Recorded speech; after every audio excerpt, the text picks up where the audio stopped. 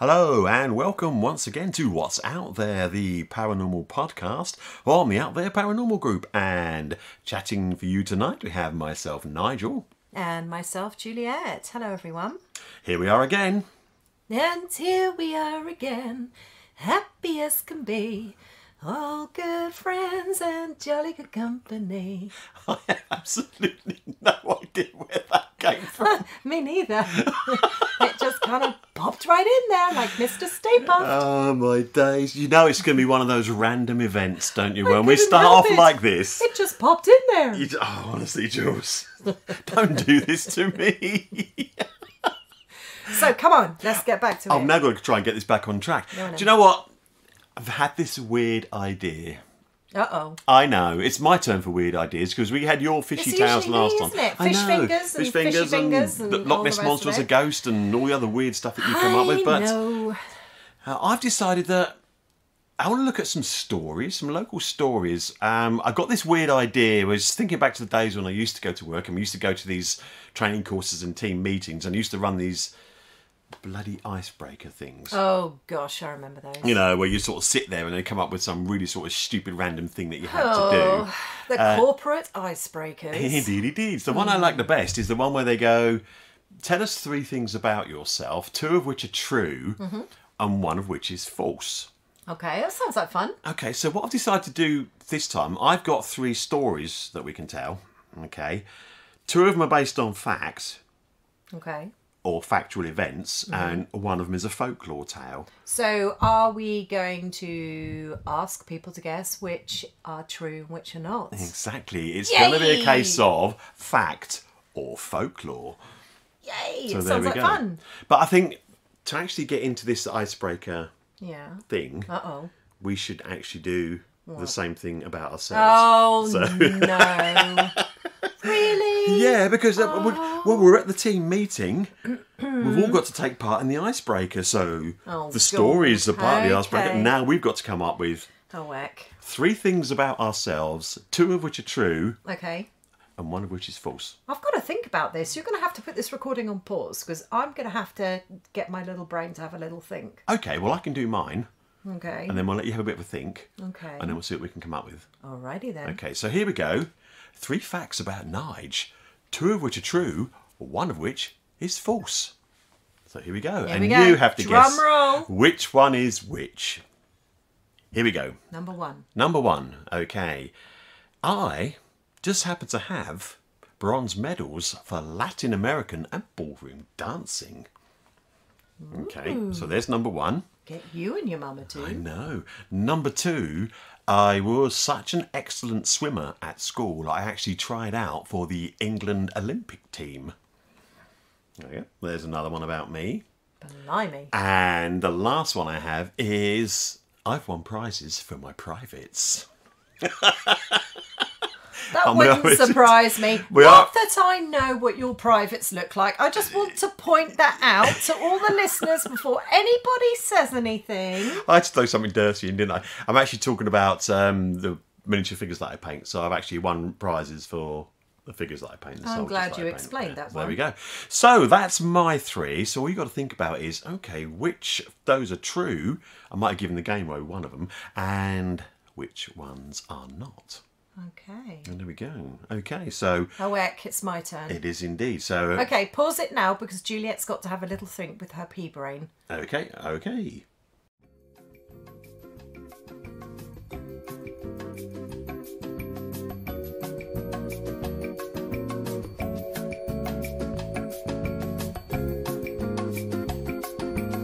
Ladies and gentlemen, we apologise for the delay. Our transmission will begin again very soon.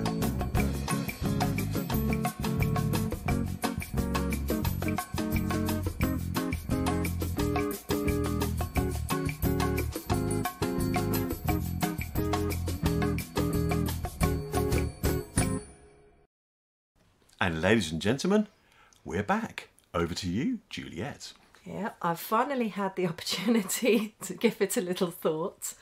And I've had some, shall we say, some rather interesting experiences in, just one or two. in my strange little world that is mine. He's trying to pick sort of 3 out of that, isn't it? Really, was a difficult thing. It really is. Okay, so here are my 3. Number 1 is the fact that I had my first flying lesson. I had dreams of being Top Gun. We've all seen the movie. And I decided I was going to get my pilot's license. And on my first flying lesson, I accidentally grabbed the pilot's testicles by mistake. That's number 1. Number 2 is I'm a trained belly dancer. And number 3 is I used to be a hand model for a famous cosmetics company. Those are my 3. There we go. So you've got our 3. My wonderful 3. Well, there we go. God's sake. Honestly, I'm kind of thinking, was this really such a good idea? I know, right? Well, you made me do it. I know. I'm really sorry. I know. Okay. But anyway, so there's our icebreakers. So we'll leave you to ponder on those, and we'll go across and now go into our storytelling side of things. So what I've picked on is 3, dare I say, rather gruesome tales. Okay, so I've got to warn you in advance, okay? The tales we're about to tell you are somewhat gruesome in nature, so if you do not relish listening to blood-gushing murders, savage beatings and executions. Oh, come on, you've got to listen to these. then I fear this may not be an episode for you. They're all still here, though. Still here. Oh, yeah. So... Thank you so much for staying to listen. So without any further ado, let's begin our first tale. Nige, it's time for the creepy music to begin. Let's go. Okay. Acle, a quaint Norfolk village that was once busy with holiday traffic heading to the seaside delights of Great Yarmouth. Now bypassed, quietly sitting there minding its own business. Back in the day, however, it was a bustling place with its own large livestock market. Various traders frequented this market. One such individual was a local corn and meal chandler called Josiah Burge. Now, to say he was disliked would be an understatement. Burge was a bullying crook, feared by the locals, a disgusting individual, so it is said, never washed, ate his food with his hands, never with a knife and fork, and wore his disgusting filthy clothes until they hung in rags about him. A drunken beast of a man who starved his children and beat his wife. It was one such brutal beating that was the lead to his demise. On this particular occasion, he had beaten his wife so savagely that her screams had brought half the village to Burge's house. Seeing the gathering crowd, Burge rushed outside and urged the crowd to call the doctor, as his wife was sick.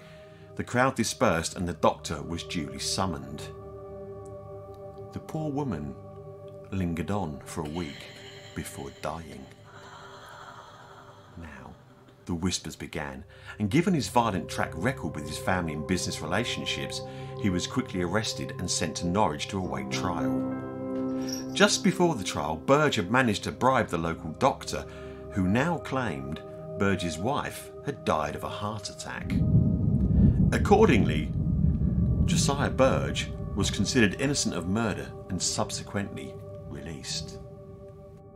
Now, it just so happens that Burge's wife had a brother who was outraged with the release. He decided to mete out justice for his poor dead sister himself. On the 7th of April, he heads over to Acle to sort Burge out. Burge was not at home, but after asking around, he managed to find out that Burge was due to return from a business trip to Great Yarmouth that evening. Knowing that to get home, Burge would have to go over the Acle Bridge, the brother lay in wait on the bridge armed with a large butcher's knife. It wasn't too long before Burge appeared, and as he walked across the bridge, the brother of his dead wife leapt up and wrestled him to the ground. He then took out the huge butcher's knife from his pocket and cut Burge's throat from ear to ear. Blood gushed out, spraying the brother and the stonework of the bridge, before finally coming to rest in a pool around Burge's body. Just for good measure, the brother repeatedly stabbed Burge as he lay there, dying on the ground. Leaving the bloody remains on the bridge, the brother made haste to Great Yarmouth, whereupon he joined the crew of a ship and made his escape by sailing away from England. The next morning, the body is discovered and the constable is called. A local man named Jack Ketch is arrested. He had been previously cheated in a business deal with Burge, and it was widely known that he said he was going to one day get his revenge. This was evidence enough for him to be accused of carrying out the murder, and he was tried and convicted of the murder and duly hanged by the neck until he was dead.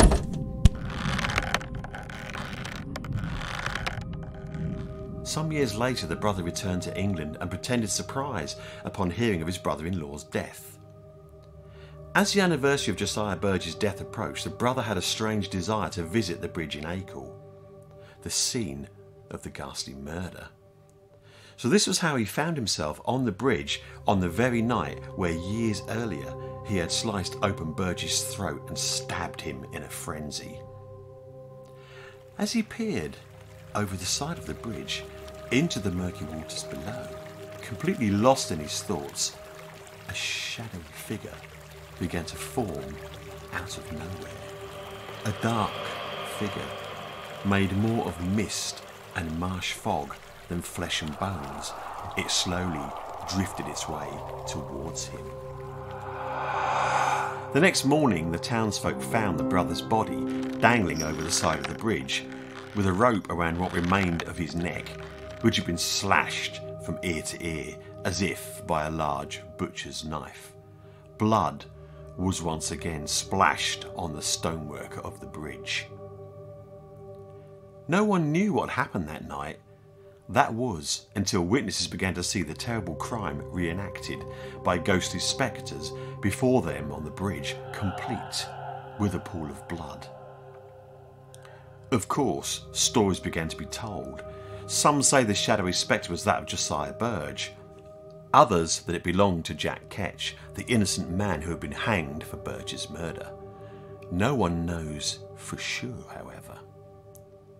The spectres no longer appear, but you may find the pooling blood of one of the two murdered men here on the anniversary each year. So if you find yourself on or around Acle Bridge on the 7th of April, keep your wits about you and have a care where you tread. And for those of you passing underneath the bridge on your way to the Broads, the drip, drip, drip you hear may not be rainwater on the roof of your boat.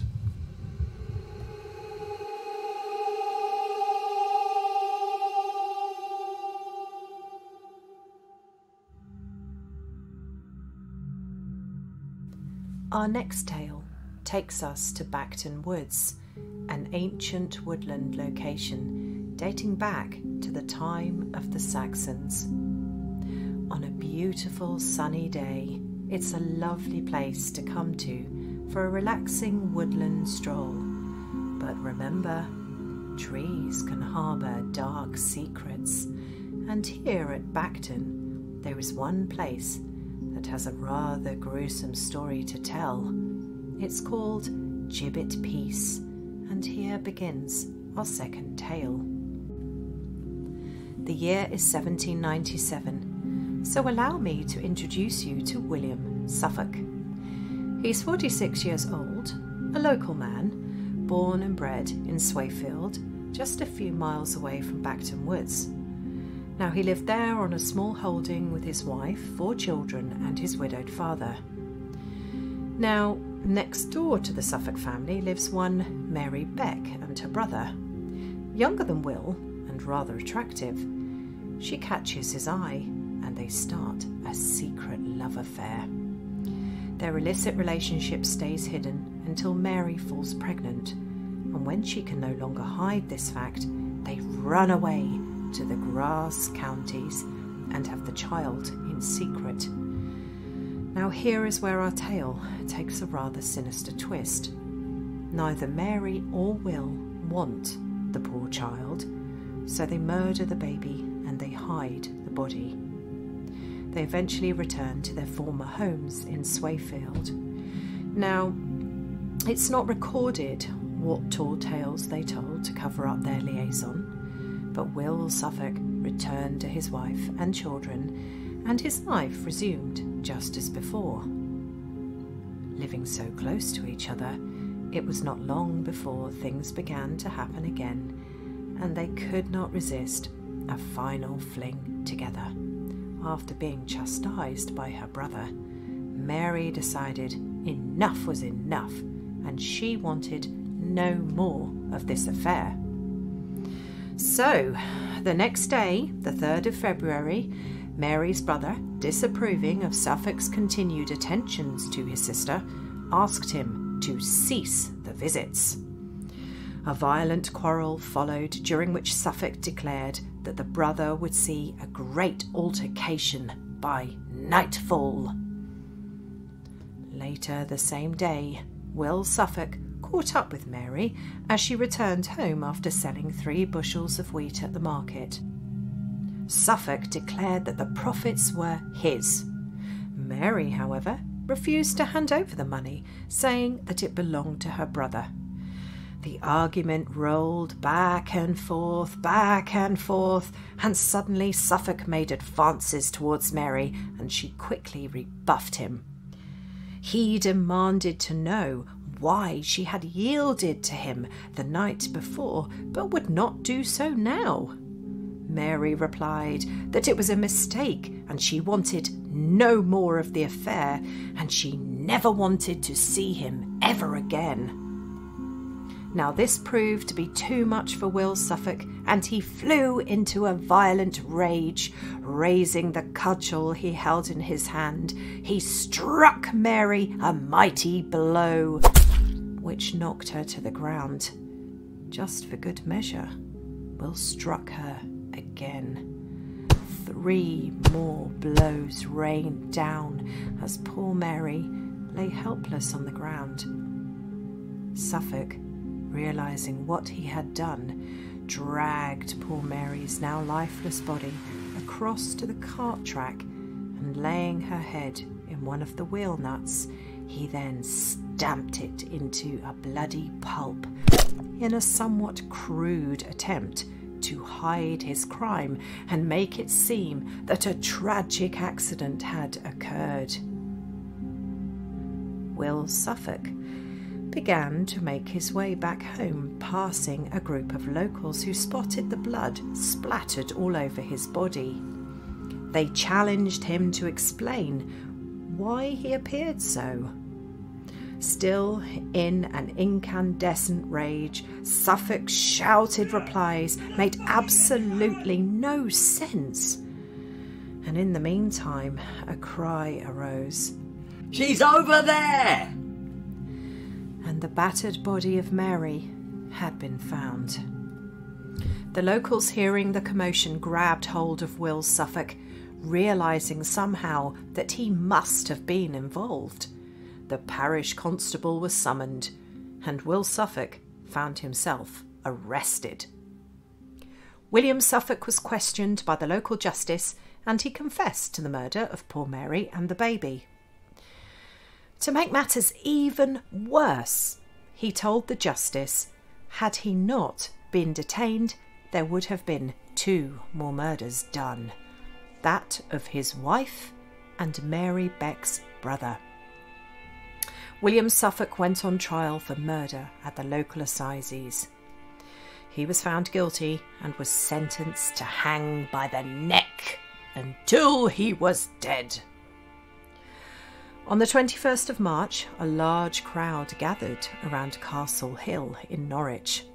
William Suffolk was led to the gallows, and the death sentence was duly carried out.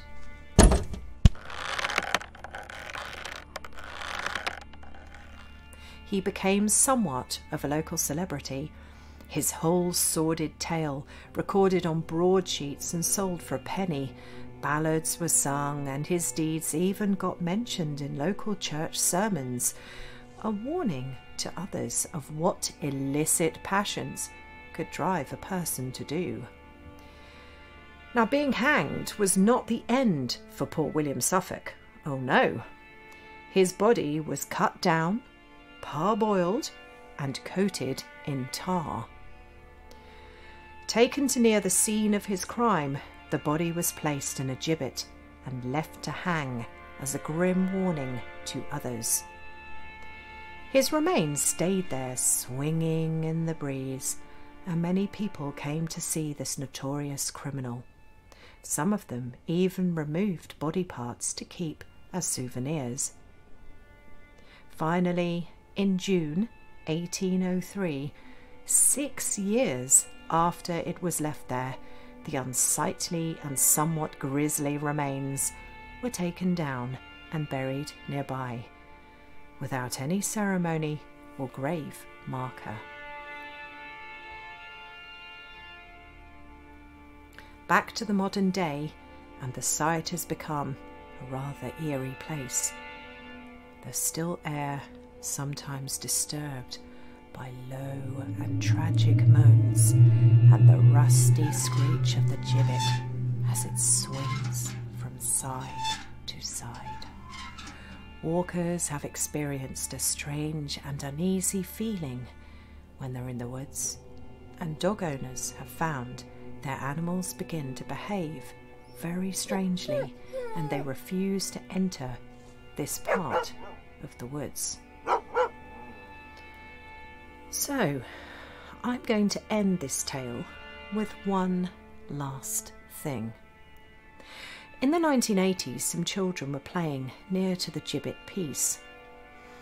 They spotted what appeared to be a moss-covered skeleton lying there in the grass. The children ran back and persuaded their parents to come and see what they had found. Upon returning to the site, they discovered that the skeleton had completely disappeared. Could this have been William Suffolk's restless spirit showing them where his mortal remains were buried, in the hope that he would get a decent burial and his spirit could rest?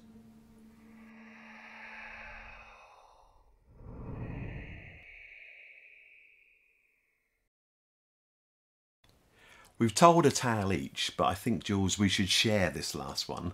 Yeah. Okay, so we'll tell it in little bits, because we've heard from a couple of guys, really unpleasant individuals. Indeed, yes. But this time round, we've got a lady. Okay. Indeed. So, yes. And where's it based? It's actually based, believe it or not, in Attleborough. Where I live. Exactly, which is why I thought it was actually a perfect story for you. Okay. Because it's a local one to where you come from. Let's do this thing. Let's go. Okay, so the last tale in our triptych takes us to South Norfolk and the market town of Attleborough. It's mid-morning on Saturday the 18th of July 1807, and in the White Horse pub on London Road, Samuel Alden is standing near the bar with a pint of ale clutched in his hand. It's certainly not his first drink of the day, and it's certainly not going to be his last. Samuel, you see, likes a drink. Standing next to him is his wife Martha, lost in her own thoughts. They are joined by their neighbour Edward Draper, and Martha uses his appearance to make her excuses and leave. "I have to get home to my son," she explains, and hurries out of the door. The two men move to a table, and for a while they chat and drink until just after midday, when they get up to leave. Edward Draper is quite sober, only having a couple of drinks, but Samuel Alden is a little worse for wear.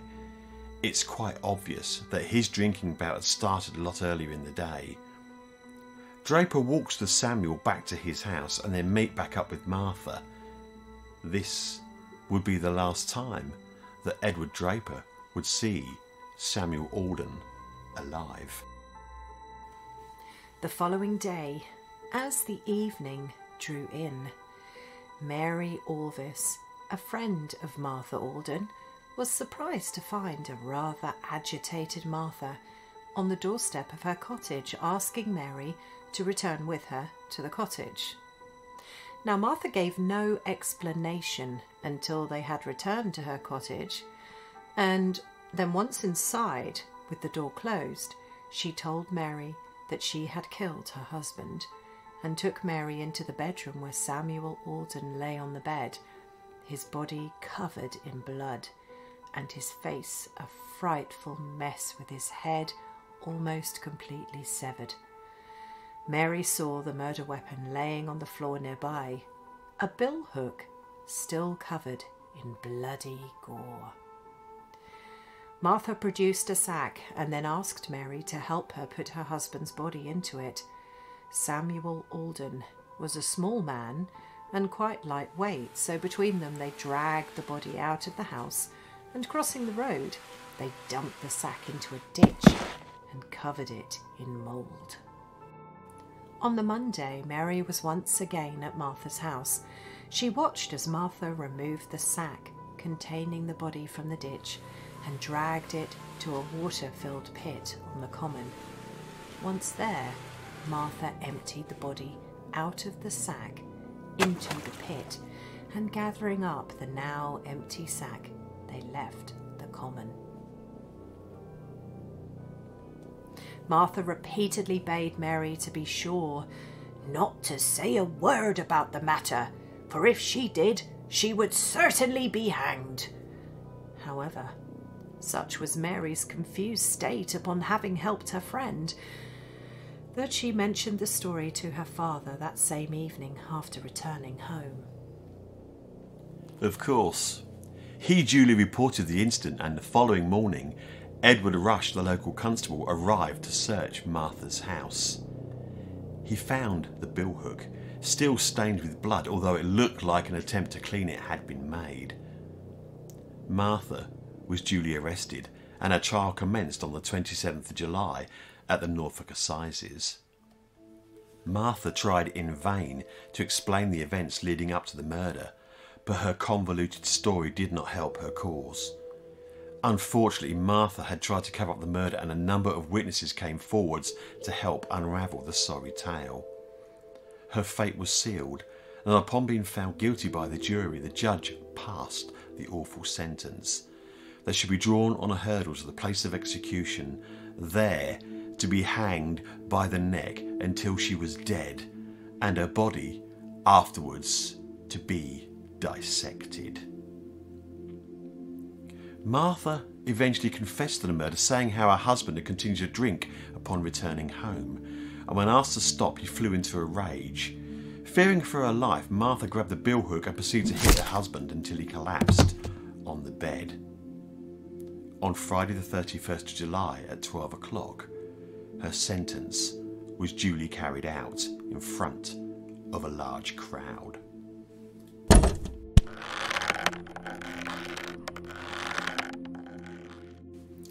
Back in Attleborough, a mob formed, showing their disgust at the crime. They completely destroyed Martha's cottage, leaving no trace behind. Martha's tale does not end here. After the execution, stories soon began that the ghost of Martha Alden walked on Castle Hill in Norwich.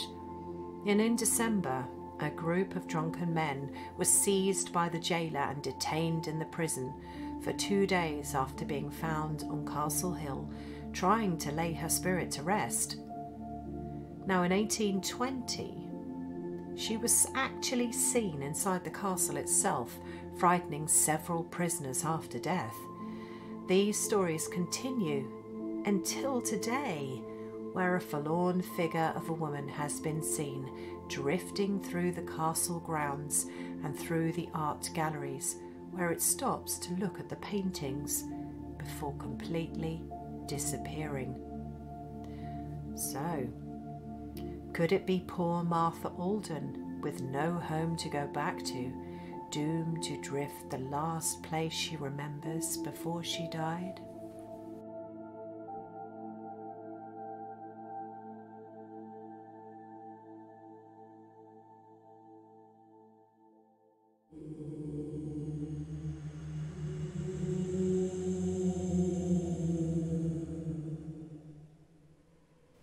There you go, Jules.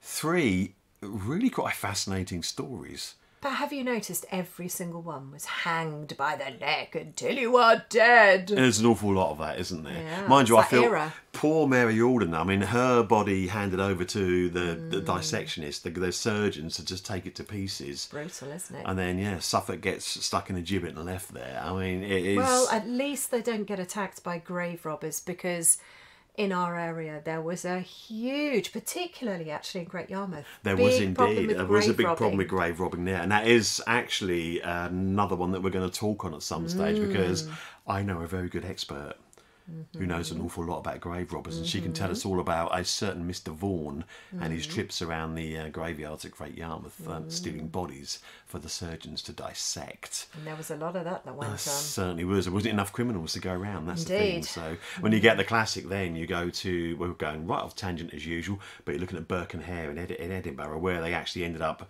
murdering people to supply the bodies. So, Brutal, isn't it? Indeed, It's it certainly horrible. is. The thing that gets me the most about these three stories is they all leave something behind. What, like you're talking about residual energy? Exactly. There's Yeah. there's always some kind of spirit left there. But if you think about it in a way, because this is one of my things, old buildings are made of wattle and daub, and we were talking about this earlier when we were eating. We were out eating, yeah. Out eating at the curry house, and you've got a lot of organic elements, haven't you, in old properties and old Yeah. buildings and things like that, and it makes me wonder whether past events can be retained in cell memory, because there is some research to suggest that is a possibility. There is indeed, yeah. So I mean, maybe it's that's another why. sort of continuations of things like the stone tape theory Yes. and the retention of memory by water theories. Exactly. Another one we're going to have to talk about in a podcast, Oh, because this it's exciting so stuff, isn't it? fascinating. We've got loads of things. We've been poring over these. We've sat in the curry house tonight waiting for our food to turn up. It took a little while. Oh, it was slow, wasn't it? Very slow. Nice food, but jolly slow. Absolutely gorgeous food. But then while we're sort of waiting for it to come through, we're discussing like various Yeah. different topics, and we got lots of things planned for you. Yeah, Lots of that's things we're going to talk to. But I love these sort of folklore tales where they leave something behind. You know, where there is always going to be that restless spirit that can't settle because, like in Arthur Alden's case, her home is gone and that's the last place she remembers. Or Port Will, Suffolk, because that's where his body ended up. Or Josiah Burge and Jack Ketch, you know, a grisly end that they met on Acle Bridge. There's so many of these stories where there is something left behind, and I just find them completely fascinating. It does seem to happen as well a lot of the time when souls aren't at rest before they die. Yeah. You will often get, and this is based on my experience as a psychic, you will get souls almost trapped. You know, if there's a sudden death. I mean, this is common knowledge, you know, you've probably heard about this a lot.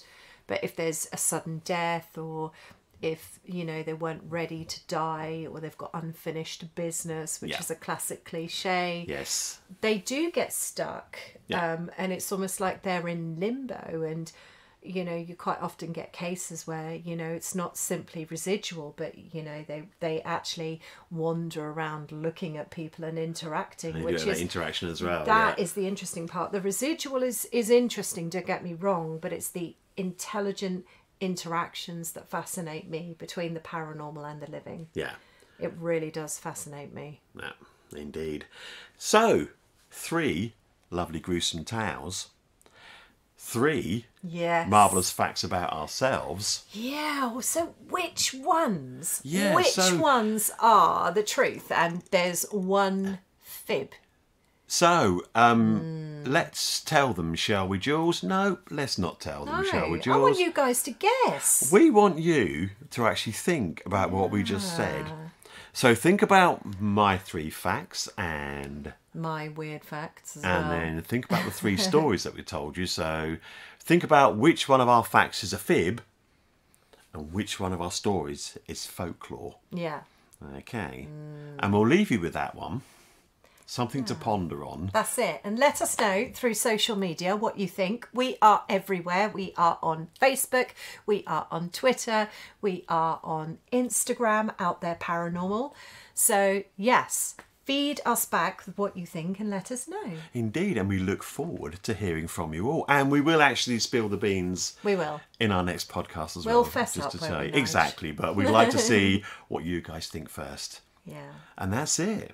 Another one done and dusted and in the can. Another thing is, if you've got any interesting facts about yourself, do please share them too. Exactly. We love an Or interesting stories. story. Interesting stories. Let Yeah. us know. Let us know. Pass it on. And we may well cover them in one of our podcasts. That's right. And we might even interview you, so be warned. Yeah. Come on. Let us torture you. Really? Well, possibly. You're going to torture people? Oh, he's off again. He's off again. It's the excitement of thinking of torturing someone. I always do it, don't I? Good Lord. I always do it. I get carried away, overexcited, and my brain just goes, and then my mouth opens and the rubbish falls out.